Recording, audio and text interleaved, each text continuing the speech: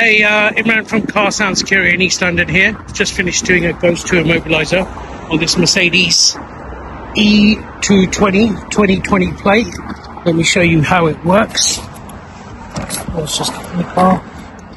Okay. So first of all, I'm going to start the car up, and unless you put the Ghost code in, the vehicle will shut down when I put it in gear. So if I put it in gear, shuts down. Okay, so to start this vehicle, what you do, start the vehicle up, and we've got a demonstration button at the moment, which is this button here 4 times. So 1, 2, 3, 4. You're going to see the high beam flash. There we go. Code accepted. Pop it in gear and it won't stall.